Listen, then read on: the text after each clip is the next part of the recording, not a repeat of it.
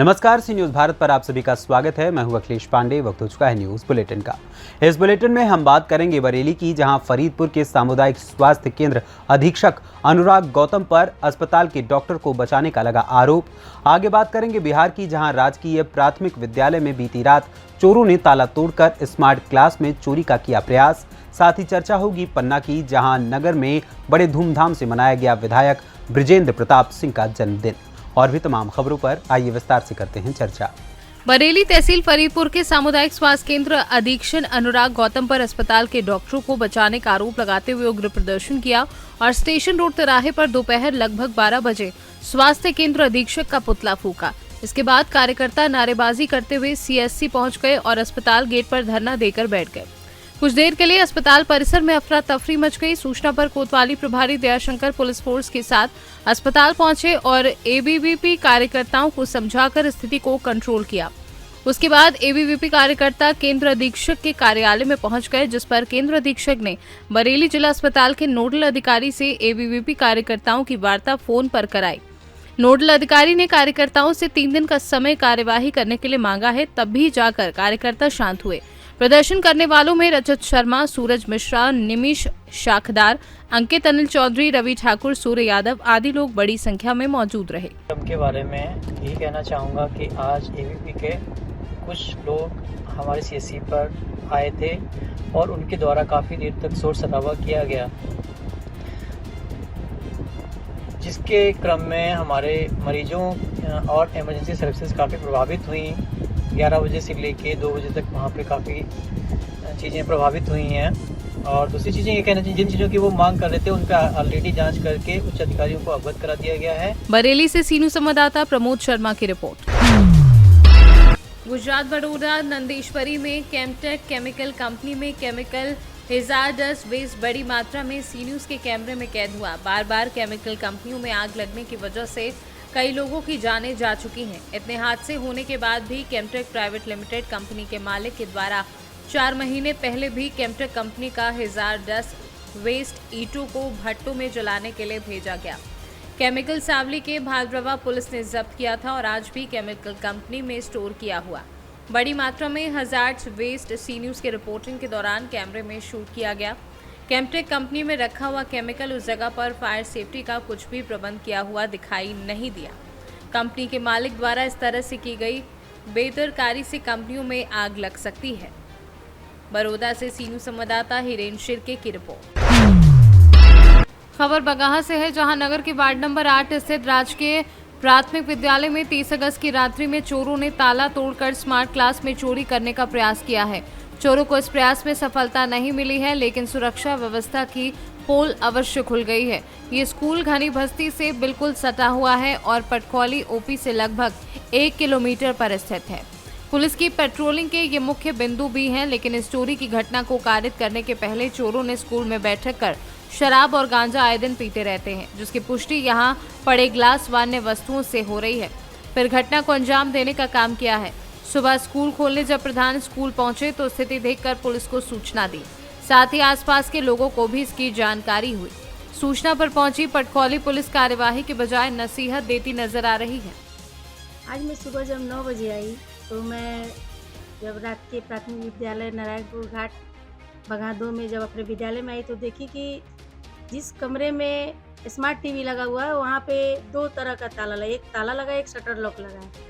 ताला तो तोड़ दिया गया है, लेकिन शटर लॉक को काटने का प्रयास किया गया है। दूसरा एक और कमरा है, उसके ताला को ये लोग तोड़ने का प्रयास किए हैं, क्षतिग्रस्त किए हैं, लेकिन वो ताला खुल नहीं पाया है। और उसके बाद विद्यालय के जो बरामदा है उसमें मैं देख रही हूँ कि वहाँ पे कुछ प्लास्टिक का ग्लास पी के रखा हुआ है। अब न जाने उसमें क्या किए हैं सब। उसके बाद कुछ गांजा का टुकड़ा, माचिस की तिल्ली, राख, ये सब बरामदे में पड़े हुए हैं। और ऐसा पहले भी बराबर हो चुका है कि जब विद्यालय आ जाता है तो शराब का ग्लास है, शराब का पाउच है, ये सब बिखरा रहता है। उतना नहीं, लेकिन आज की घटना को देख के लग रहा है कि जैसे यहाँ रात में आकर कुछ लोग नशा का सेवन करते हैं।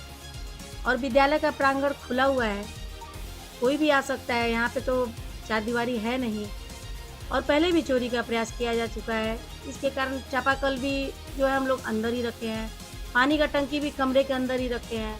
पानी का टंकी तोड़ देते हैं, पाइप तोड़ देते हैं, चापाकल चूरा ले जाते हैं। ऐसे प्राय यहाँ पे घटना होते रहती है। क्या नाम है?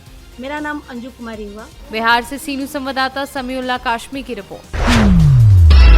इंदौर के इतिहास में आज एक नया अध्याय जुड़ गया है। आज का दिन इंदौर के लिए गौरवशाली उपलब्धि लेकर आया है।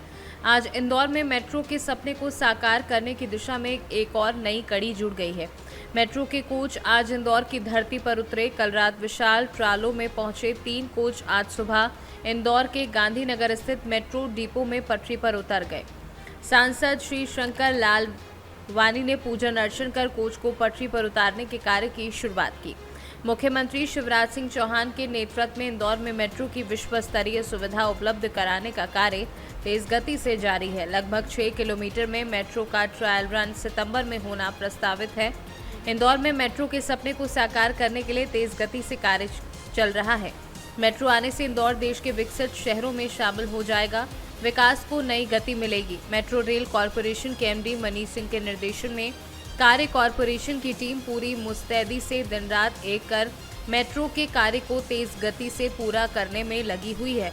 इंदौर में आज पीले कलर के चमचमाते कोच पटरी पर उतर गए तो खुशी एवं उत्साह का अद्भुत वातावरण डिपो में देखने को मिला। देखिए, ये बहुत ही इंदौर के लिए सौभाग्य की बात है कि ये हमारा मेट्रो का जो कोच है वो हमारे इंदौर में जो 3 कोच है वो पहुंच गए हैं और बहुत ही क्रुशियल टाइम में कहता हूँ कम समय में इतना काम होना एक विश्व स्तरीय मेट्रो का जो काम रहता है उस स्तर का काम हुआ है। और ये कोचेस हैं ये भी विश्व स्तरीय हैं। इस टेक्निक के जो कोचेस हैं टेक्निकली टंडन जी बताएंगे आपको। मुझे लगता है दिल्ली के अलावा और कहीं नहीं विश्व में इस प्रकार के जो कोचेस बन रहे हैं सेफ्टी पॉइंट ऑफ व्यू से वो हमारे इंदौर में हैं। और मुझे इस बात की खुशी है कि मध्य प्रदेश में पहले इंदौर में ये कोचेस आए हैं और माननीय प्रधानमंत्री जी का जो विजन है कि बड़ी सिटी में किस प्रकार मेट्रो हो और पूरे देश में मेट्रो काम तेजी चल रहा है और मध्य प्रदेश में भी इंदौर और भोपाल में काम चल रहा है। माननीय मुख्यमंत्री जी लगातार इसमें प्रयास करते थे कि समय सीमा में काम पूरा हो और उसी को लेकर हम देख रहे हैं कि पूरी संभावना है जो ट्रायल रन है 5.9 किलोमीटर का वो सितंबर में ही होगा ऐसी संभावना है। क्योंकि चैलेंजेस बहुत हैं, ये एक टिपिकल वर्क काम है पर उसके बावजूद भी जिस प्रकार पूरी मेट्रो की टीम ने काम किया है मैं उनको बधाई देता हूँ कि उन्होंने चैलेंज को स्वीकार करके समय सीमा पर इसको ट्रायल रन शुरू करा। तो चैलेंज तो होगा ही होगा, साथ में मैं जो कह रहा हूँ कि देश में नहीं विश्व में हम कह सकते हैं वर्ल्ड में इतने कम समय में इतना काम होना ये एक अपने बात में कि मुझे लगता है कि स्टेट के लिए एक है कि कितने कम समय में हम इतना मेट्रो का काम कर सकते हैं। पूरी दुनिया में इतने जल्दी मेट्रो काम जो नहीं हुआ जो हमारे इंदौर में हुआ पूरी मेट्रो टीम को बधाई। कि आज के समय के यस हमने इस मेट्रो को क्योंकि हमारी नई मेट्रो है तो इसको डिज़ाइन में हमने काफ़ी एफर्ट्स लगाए हैं और विश्व की जो आधुनिकतम तकनीक है उससे इसको संचालन के लिए डिज़ाइन किया गया है। अभी इस समय देश में लाइन 7-8 जो दिल्ली में है उस पर गाड़ियाँ चल रही हैं। उसके बाद सारी मेट्रो जो मेजर सिटीज़ की हैं और जो वो अब इस तकनीक से डिज़ाइन कर रहे हैं जिसमें हमने ट्रैक के मॉनिटरिंग के सिस्टम जो कैमरा हैं उसमें AI के सिस्टम इसमें कई सारी तरह की तकनीक हैं जो हमने डिज़ाइन से ही रखी हैं। शुरू में ज़रूर गाड़ी FURT तकनीक जो होती है जिसमें ड्राइवर का होता है उसके साथ चलेगी लेकिन उसको जल्दी करने की कोशिश करेंगे। तो आज हमने इसको अनलोड किया है।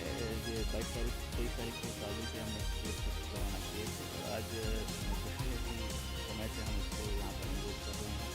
और अब इसके बाद हमारा काम शुरू होता है ट्रेन का फॉर्मेशन करने का जिसमें भी टाइम समय लगता है। वहाँ भी चैलेंज है क्योंकि हमारे पास हमें जल्दी राउंड द क्लॉक काम करके इसका फॉर्मेशन करना है। इलेक्ट्रिकल कनेक्शन उसमें काफ़ी सारे होते हैं जो एक वायर को टेस्ट करना होता है। उसके बाद इलेक्ट्रिकल कंट्रोल जो होता है वो सॉफ्टवेयर बेस्ड कंट्रोल है पूरा तो उसका टेस्टिंग एक चीज़ का टेस्टिंग आता है। उसके बाद उसके एयर प्रेशर ब्रेकिंग का टेस्टिंग आता है तो उसमें समय बहुत लगता है वो हमें जल्दी ख़त्म करके इसके बाद पावर सप्लाई का भी हमारा टेस्टिंग अगले 10 दिन में होना है।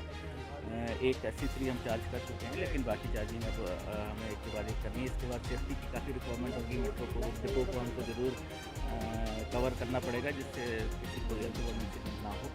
तो इस तो चैलेंजेस बहुत हैं, लेकिन हम इंदौर से सीनू संवाददाता सुरेश बैरागी की रिपोर्ट। पन्ना विधायक बृजेंद्र प्रताप सिंह का जन्मदिन बड़े हर्षोल्लास के साथ मनाया। हालांकि विधायक जी के लाख मना करने के बाद भी एक ना सुनी। भाजपा युवा कार्यकर्ता पदाधिकारी के अनुरोध पर विधायक जी को मानना पड़ा। पन्ना के लवकुश वाटिका में पन्ना के विधायक एवं प्रदेश शासन के खनिज एवं श्रम मंत्री बृजेंद्र प्रताप सिंह का जन्मदिन मनाया, जिसमें हजारों की तादाद में पन्ना विधानसभा क्षेत्र और पवई एवं गुनौर, अजयगढ़, पहाड़ी खेरा, ब्रजपुर, धर्मपुर, खोरा क्षेत्र से उनके चाहने वाले कार्यकर्ता और पदाधिकारी पहुंचे। वहीं भाजपा के मंडल अध्यक्ष राजेंद्र कुशवाहा एवं नगर मंडल की टीम, वहीं अलग अलग क्षेत्रीय मंडल की टीम के लोग पन्ना पहुंचे। पन्ना से सीनू संवाददाता रीना सोनी की रिपोर्ट। खबर रीवा से है, जहां पूरे शहर में बाजार बैठकी की वसूली जोर शोर से चल रही है।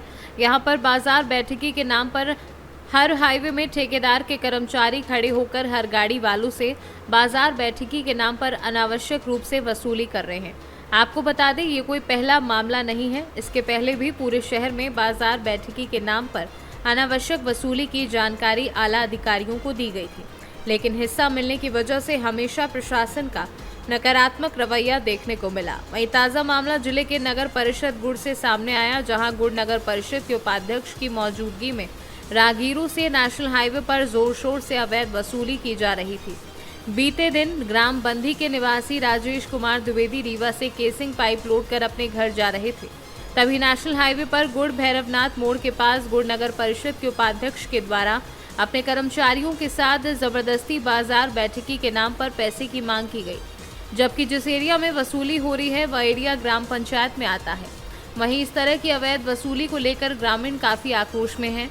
उन्होंने कार्यवाही की मांग की है। रीवा से सीनू संवाददाता अर्जुन तिवारी की रिपोर्ट। फिलहाल के लिए इस न्यूज बुलेटिन में बस इतना ही। देश दुनिया की तमाम खबरों के लिए देखते रहें न्यूज भारत। हर खबर आपके साथ, आपके हाथ।